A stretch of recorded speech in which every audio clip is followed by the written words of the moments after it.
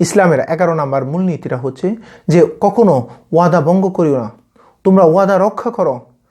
ওয়াদা রক্ষা করা হচ্ছে ইমানের সবচেয়ে মূল ভিত্তির মধ্যে একটি, ইসলামের মূলনীতির মধ্যে এক সবচেয়ে গুরুত্বপূর্ণ একটা মূলনীতি। যে ব্যক্তি ওয়াদা ভঙ্গ করে সে মুনাফিক, সে কাফেরদের থেকে নিচে অবস্থান করবে। কোনো একটা জায়গায় ওয়াদা করছেন, ওই ওয়াদাটা রক্ষা করার চেষ্টা করবেন না, অবশ্যই ওয়াদাটা করবেন। কাউকে একজনে কোনো জায়গায় কথা দিয়ে ফেলছেন, কোনো এক জায়গায় আপনি কোনো একটা কাজ করবে বলছেন, ওই জায়গায় আপনি সর্বাত্মক চেষ্টা করবেন ওয়াদাটা রক্ষা করার জন্য। রাসূল সাল্লাল্লাহু আলাইহি সাল্লামের কাছে একদিন এক লোকে এসে বলল যে আমার কাছে কিছু ব্যবসায়িক জিনিসপত্র আছে, আপনি যদি গিয়ে নেন আমিও উপকৃত হইলাম। তখন রাসূল সাল্লাল্লাহু আলাইহি সাল্লাম বলে, আচ্ছা ঠিক আছে, তুমি নিয়ে আসো, আমি এখানে অপেক্ষা করতেছি। ওই জায়গায় রাসূল সাল্লাল্লাহু আলাইহি সাল্লাম একাধারে একেবারে ফিক্সড সময় ধরে 3 দিন পর্যন্ত অপেক্ষা করছে। ওই ব্যক্তিটা যে গেল, এরপর ব্যক্তিটা কোনো কারণে দুনিয়াবে বা কোনো কারণে ওই ব্যক্তিটা ভুলে গেছে যে রাসূল সাল্লাল্লাহু আলাইহি সাল্লামকে কথা দিয়ে আসছে ওই জিনিসটা সে বিক্রি করবে, ব্যবসায়িক মাল সে দিবে।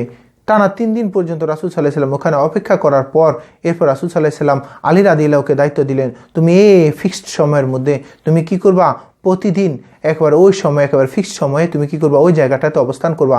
আমার জন্য একজন ব্যক্তি আসবে কিছু মাল নিয়ে, তুমি কি করবা, যদি আসে তুমি আমার কাছে নিয়ে আসবা। এইভাবে করে টানা 15 দিন পর্যন্ত রাসূল সাল্লাল্লাহু আলাইহি সাল্লাম ওই জায়গায় অপেক্ষা করছে। এই যে যদি রাসূলের শিক্ষা হয়, এই যদি হয় রাসূলের কথা দেওয়া, তাহলে আমরা আজকাল কোথায় কি বলেন? কোনো ব্যক্তি যদি বলে যে এই কথাটা আপনাকে বললাম, আপনি আর কাউকে বলবেন না, আপনিও বললেন আচ্ছা ঠিক আছে আমি আর কাউকে বলবো না, সর্বপ্রথম আপনি যাকেই দেখা হবে ওই ব্যক্তিটা সরে যাওয়ার সাথে সাথে আপনি তাকে ওই কথাটা বলে দিবেন। কোন একটা কাজ করবেন বলছেন, কথা দিয়েছেন, আপনার কথার মূল্য থাকে না। আপনি কারো কাছ থেকে যদি কোনো ঋণ নেন যে অমুক দিন আমি দিয়ে দিব, ও কথাটার মূল্য থাকে না। মনে রাখবেন দুনিয়ার সমস্ত কিছু ওটচট হইতে পারে, নটচট হইতে পারবে, আপনার কথাটা যেন নটচট না হয় এদিকে লক্ষ্য রাখবো।